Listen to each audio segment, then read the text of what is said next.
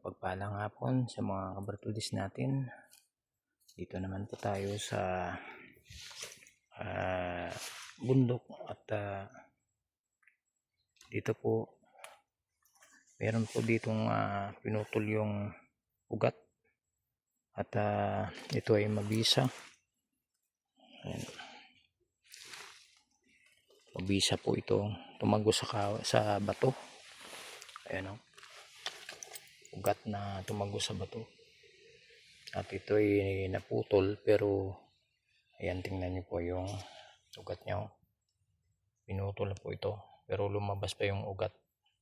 Ito ay magisang pang tambal upang gamot sa mga nabali.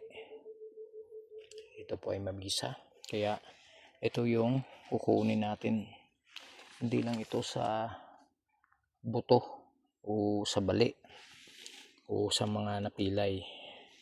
Ito din ay mabisa din ito, panangkap sa mga gamot sa mga kinulam o binarang. Ayan mga kabartudes, ito malaking puno ng punong kahoy. Hindi natin alam kung anong klaseng punong kahoy ito, kasi ngayon lang ako nakakita nitong malaking kahoy. Ayan po, sobrang laki. At dito kukuha tayo ng kanyang balat. At ayan o, parang niyakap na ng ugat ang punong kahoy nito. Kukuha din tayo dito ng ugat na nakayakap sa ito. Kunin din natin to, mabisa din ito. At dito meron din dito pinutol, at ito din yung may ugat, pero dito ito na lang yung kukunin natin. Kaya mga kabartudes, pasensya na kayo, ngayon lang tayo nakapag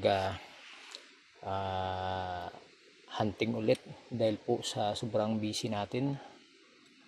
Ayan,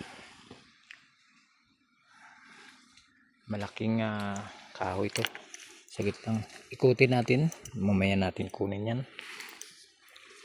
Ikutin natin dito.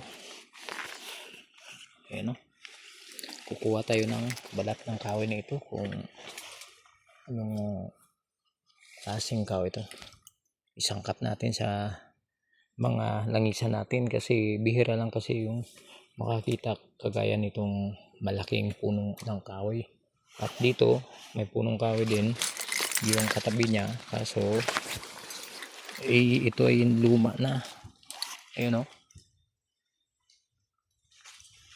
magkatabi po sila, pero luma na itong kahoy. Ibang kahoy ito iba din, pero lumaki ito.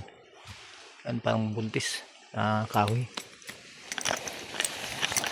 Ayan, parang dito may maramdaman tayo na meron talaga dito na nakatira ng mga elemento.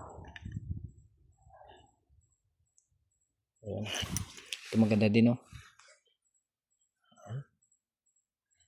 sumbalik, parang may tinik.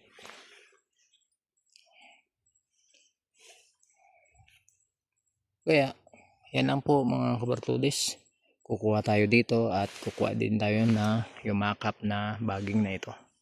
Kunin natin yung may ugat. Yan lang po mga kabartudes, maraming salamat. Paalam, God bless po sa inyong lahat.